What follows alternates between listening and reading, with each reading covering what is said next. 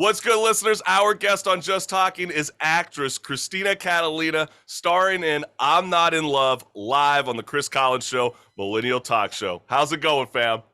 Hey, hi. Great, sorry. No, you're doing good. That's what's up. We love having you here. But before we begin, let's show the CCS family what's good. Marissa, let's go ahead and play the teaser now. That's really good, that much. Trying to fatten you up so you can't leave me. I can tell you're not married. Well, I'm living with someone. She's like the most honest and good person I've ever met. You know, I was 29 and I blinked and somehow I'm gonna be 38. Well, you know what they say? 38 is the new 29. Not for my ovaries. Why are you always expecting someone amazing? But don't fall into the amazing trap.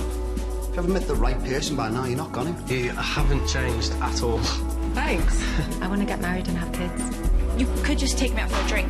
No, that's not a good idea. Stop being such an idiot.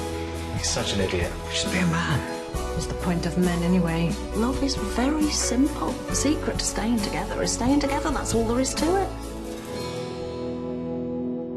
It's fair to say after watching I'm Not in Love, this is every woman in their 30s' worst nightmare. So, Cristina, how would you describe this film?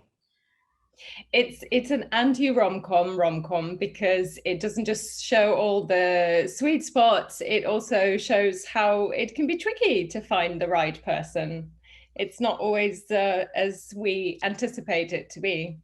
Absolutely. And Cristina, one of my favorite lines from I'm Not in Love actually comes from your character, Marta. Within the first 10 minutes of the film, when the girlfriend's asking you, like, why are you cooking when he's the nutritionist? And your character responds, the way to rule a man is through his stomach, which I thought was really, really funny. So why do you think our generation is hesitant to get married? You mean our generation as in people, I'm in my 40s, or do you mean sort of 20s? Well, I guess that is a fair point. Well, I think also too, like, so your character plays 38. Yeah. So if you're talking Definitely. about somebody in their 30s, that hesitancy, right, of getting married. I think there's a bit of FOMO amidst that generation of what else is out there. What are you missing out on? You know, with social media and dating apps, there is just so much choice. You know, it probably feels like the grass is always greener on the other side. And then also you're at an age where people might want to settle down. Like my character wants to start a family. She has a line about her ovaries only being, you know. Yes. Yes, and that's a real thing. I tell people, like, that biological clock is a real thing. I got married at 37 because my biological clock was like. And Cristina, I joke around all the time that I'm gonna be a bachelor till I'm 40, and it's like, is this a good mindset to have? I mean, to be competing with divorced men on dating apps after 40? Well, I think it is. It's obviously more difficult because of that. But at the same time, I think there is a bit of a window, right? Because unfortunately, for those people for whom the first relationship, the, you know, springtime love hasn't worked out, 30s, late 30s, 40s is probably a good chance where people maybe know what they want more and they're ready for a relationship. And that's the case for my character. But it's obviously not the case for Al's character. Yeah, absolutely. Very true. Because well, you know, they do say that it's your third marriage that's the keeper. They do say that. Interesting. But you know, Cristina, I'll tell my husband he's my first. Well, hopefully the first sticks, but if not, you know, you've got 2 more to go. Right. I think the first one is the better option. Correct, right? But at this point, I'll probably catch the coronavirus before I catch feelings again, to be honest, Cristina. Because, like, do you believe the pandemic has changed dating forever? Because I feel like the hottest pickup line in 2022 is, I'm vaccinated. Are you? I mean, what's your thoughts on this? Well, I mean, we've all, look, I know couples for whom COVID has really worked out, who probably wouldn't have moved so quickly, but because they had to isolate together, they discovered they really got on. And I know equally couples for whom it really showed that it wouldn't work. In a way, it was like a petri dish. like a test Petri dish. Is this relationship going to work or not? I know somebody told me if they start a new relationship, they go very quickly on holiday with that person, because on holiday people show their true selves. Oh, it's so true. Right? I think that's such a great point. I mean, because I was joking, a little earlier, like when I think about, like Valentine's Day, which is like right around the corner. I mean, listeners, if you're sad about, being alone on Valentine's Day, just remember that, nobody loved your ass any other day of the year. Okay. Just a heads up. So, but now mind you, Chris Cristina, tells himself every morning. Exactly. So mind you now, Cristina, I'm not a big fan of Valentine's Day, but one day I'll have to be Prince Charming for my future babe, which, begs the question, what's a no-brainer that all men need to do for Valentine's Day? Don't buy a Hoover. Just don't buy a Hoover. Don't go to the garage the night before. Think of something imaginative, creative. If anything, just cook her a lovely meal at home. Yes. Not Kraft mac and cheese or a pizza pocket, Chris. Chris is notorious for pizza pocket dishes, okay? I mean, I know actual dish. Yeah, like I know Al's character is the nutritionist, and I know that you obviously showcase that, that we don't necessarily need those kind of individuals in our life. You can make it happen on your own. But I'm kind of starting to feel like I got a low sperm count because I felt like this wasn't a trick question for men. I feel like it's going to be the sex when it comes to Valentine's Day. But men, if you want more in life, you need to have a really great meal all prepared for yourself. That's the note from Cristina. But let's get right on into this because your co-star Al Weaver's character, Rob, is often looking for Miss Right and is oblivious with what's right in front of him. His girlfriend who stays faithful and cooks for a nutritionist, for crying out loud, okay? I'm not going to get over that because like Marissa already jumped on it. I know how to put a minute 30 on my Hot Pocket, but if you ask me to do anything else, Cristina, I'm not the man for you. So it's so good that you have a husband and a loving guy in your life. But with that being said, when is it acceptable to meet with an ex-lover? Never. That's exactly what I said. That's like the exact same words I said in our pre-show when we were talking. Never. I must say, my husband won't mind me saying that we had his ex-girlfriend come and stay with us. We were already dating for a long time, and we literally sat on the sofa together, them two on either side, me in the middle, sort of eating pasta, watching TV, and I just thought, this must never happen again. It was very friendly. But still.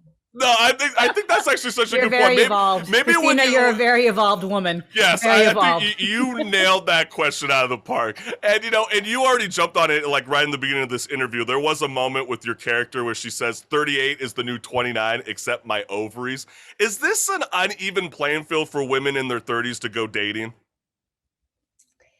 Biology is biology, so you can't help it. I mean, women are having kids later and later in life. I certainly did, and it can be difficult. There can be more risk, not to get all serious, but it's a real thing you have to be mindful of.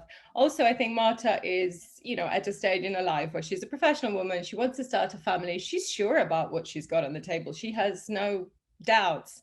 And I think for her, it's frustrating to see how Rob has all these doubts, yet they've been together quite a substantial time. Like, why are they together then if he's still not thinking it's right? Like, why are they a year on? Or, maybe it shouldn't have worked from the beginning. So yeah, absolutely. Like, you don't want to have a low sperm count mentality. Like, you don't want to enter a relationship decisively or indecisively, correct? Well, if you're going to do that, you want to end it sooner, not sort of string them along. And I think not moving in with somebody.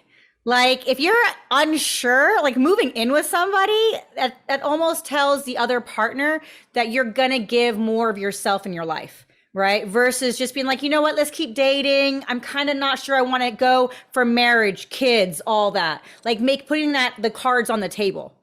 Yeah, it's so true because like dating right now is hard and the swipe right, regret later is easy. And with endless options of lovers just a click or scroll away, it's as if the choice overload is making us less satisfied with our decisions about who to date. And what are your thoughts on this?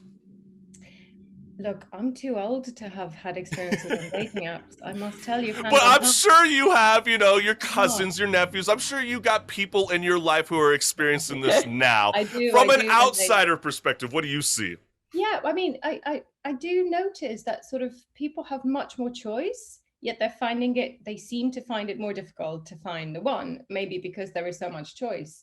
But I feel bad for Al's character. I feel I'm not representing his point of view because he's not here.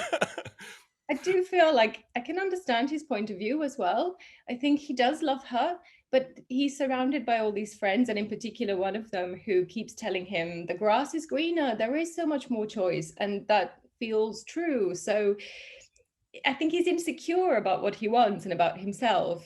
And I don't blame him, he does have doubts and he doesn't know how to explore them. Maybe he's not and I like what the film brought up was like the mommy issues of Al's character. And there was that part in the date where he had texts about that woman and they meet up in the pub.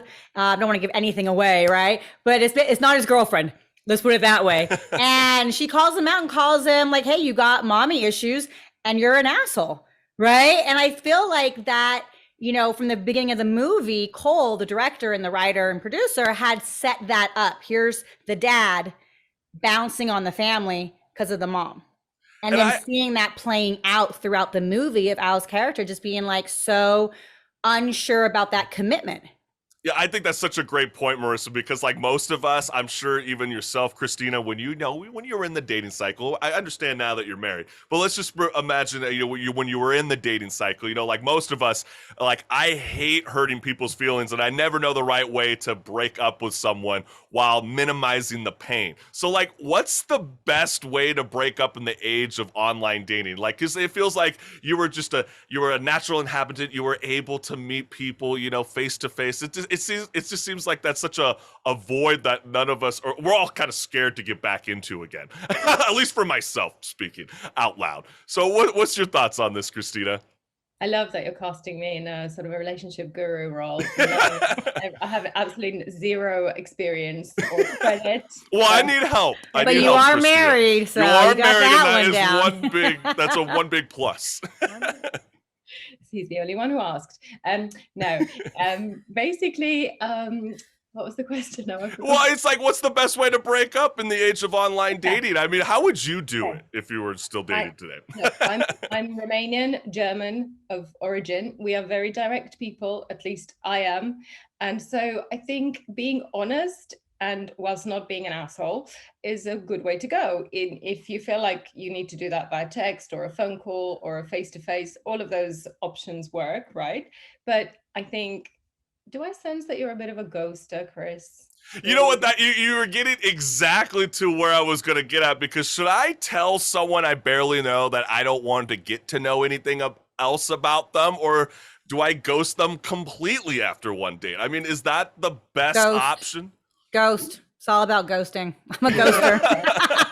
If I don't text you back, no, I don't like you. Hear me out, Cristina. Like, is ghosting only qualifies as ghosting when someone is expecting further communication, right?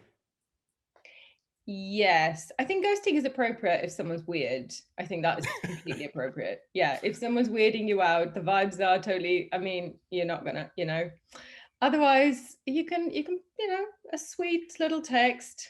Don't use it's not you, it's me, but in that sort of frame. But I think that's a good point, because, words have always changed meanings and the internet has only accelerated this process. And you already kind of jumped on it. Like, don't be a total jerk when you go to approach this. So how would you recommend to these young millennials today, like myself, like how would you end that relationship? No, emojis. I mean, there's just yes, no emojis. Yes, it's like we're back in the hieroglyphic with, you know what I mean, with the Egyptians or the Mayans. Like they all had their little emojis. Like I'm all about it. Yeah. Your sad face. That is so funny. The flag, the shrug. Nation specific. There's a lot you can say with emojis. Yeah. I really recommend it. I just like the shrug. That is stupid. But like, don't you feel like from a woman's perspective, and Marissa, please chime in on this, because it's like, don't you think ghosting is a better option than a written confirmation that you don't intend on seeing them again? Marissa? Oh, I can Yeah, answer. Yeah, I was like, I got opinions for days, Christina. Let me tell you. First off, the only time a woman ghosts a man is because the man is not listening to the woman when she says, "I just want to be friends. I don't think this is working." We all actually say it. Then the guy gets weird, and then we ghost them. That's how a man gets ghosted. A man, on the other hand, is just a prick, and he'll just stop texting with no anything. So it sounds like there's healthy ghosting and then there's bad ghosting. I Yeah, mean, it's like an emoji of just like this. Have a good day. right, just have a good day. And you're good. Is that a fair philosophy, do you think, Cristina? Yeah, I'm not so like divided into like what I think men are like or women are like, because I definitely know my fair share of either side. I've been on the side where I've not been the nice person who's like, had to be like, I'm really sorry, it's not working for me. I did break up with a guy via phone once, and he was really gutted. He was like, I thought we really had something. And I was like, no, I think you did something really weird in bed. I'm not going to say what. If you didn't pick up that I wasn't, I mean, so you just have to find a way to be creative. I bet he was a loud snorer, and that was what totally ended it. No, I think it was kinkier than that. No, I think it was way kinkier. Was it kinkier, Christina? I don't say. It was she kinky. will not say. It was kinky, baby. Thank you again, Cristina Catalina, for joining the Chris College Show Millennial Talk Show. I'm Not in Love is available to rent on Prime Video, Apple TV, and Vudu. So thank you again for joining the Chris College Show Millennial Talk Show. It's been great fun. Thank you both.